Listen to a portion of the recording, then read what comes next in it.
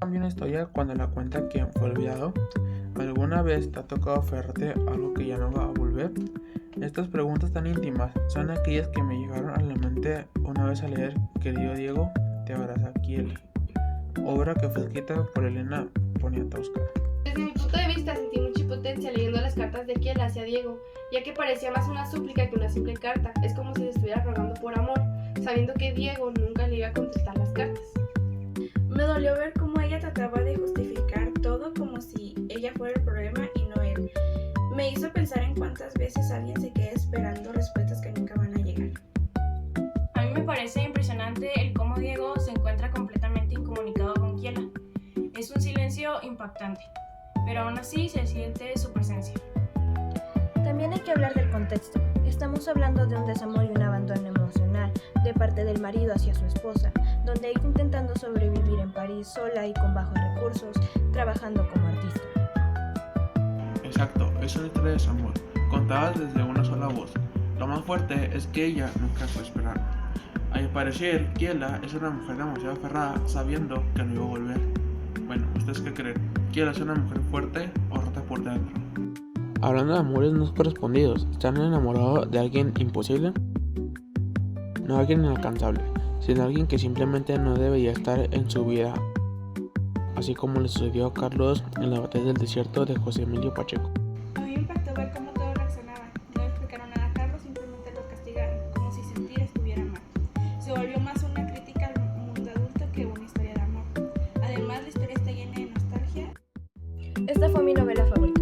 El hecho de que Carlos terminara recordando a Mariana de cierta forma en específico y la reacción de los adultos me dejaron esperando por un cambio, así como en el hecho de que Carlos terminó enfrentándose a todo solo, como si estuviese empezando a aprender a callarse.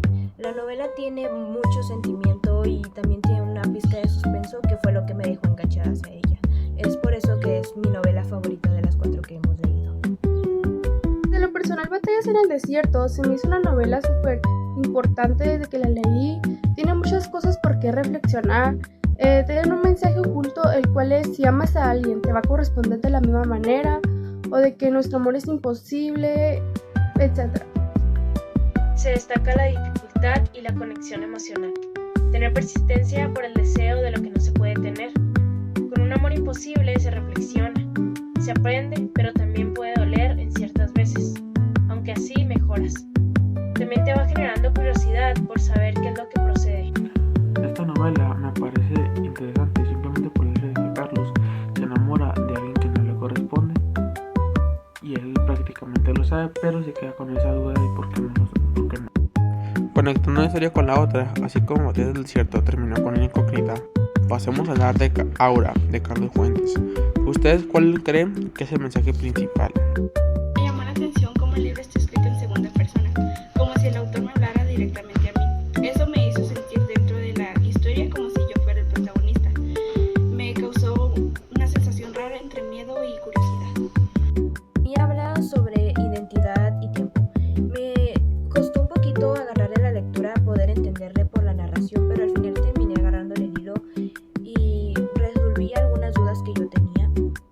Pero al final de la lectura me quedé con más dudas de las que yo tenía, lo cual es algo interesante porque una vez que la terminaste termina dejando pues con esas dudas que quieres resolver.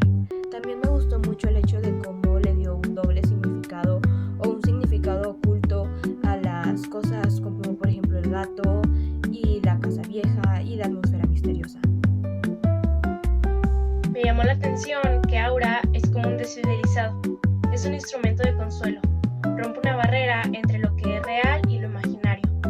Es sorprendente y también te llena de curiosidad por saber qué es lo que pasará más adelante. Aura nos habla del tiempo, la identidad y lo sobrenatural. Para mí el mensaje oculto de esta novela fue cómo el pasado de algo o de alguien puede apoderarse de tu presente. Desde mi punto de vista no me interesó mucho casi nada, simplemente por el hecho de que yo no le encontré tanta lógica, aunque sí el personaje me da curiosidad y al igual que este mismo, pues, igual la casa, las personas que vivían ahí, me da algo de curiosidad. Ya para terminar, hablaremos de la lectura más larga de todas. Hablaremos de Misterio y Revolución. Hablaremos de Los Relámpagos de Agosto de Jorge Ibaigüen Gotia. ¿Qué les pareció? Me gustó cómo el autor utilizó la comedia para criticar el sistema político mexicano, sobre todo cómo los militares y políticos manipulan la historia. Parece una broma, pero es una realidad. Pareció interesante, pero lo que más me impactó fue que el personaje quiso quedar siempre como el héroe, lo cual lo hace un poco más inteligente y divertido. A pesar de que no logró captar mi atención como el resto de novelas, hay algo que al final de la novela, después de terminarla, me dejó pensando, y es el cómo critica algunas acciones que se tienen todavía hoy en día, que son como la corrupción o los políticos egocéntricos o la manipulación de la historia. El personaje Arroyo es impactante, porque se parece mucho a los políticos reales. Se ve serio, pero en realidad no lo es. También tiene el ego muy alto. Los sentimientos y las emociones de los personajes, también la lucha por lo que pasaron. En sí, la historia es bastante intensa y los personajes se me hicieron muy creíbles. También algo que me gustó mucho fue que el autor supo mostrar la tradición y la cultura de México. Esto fue todo por nuestra parte. Muchas gracias por su atención.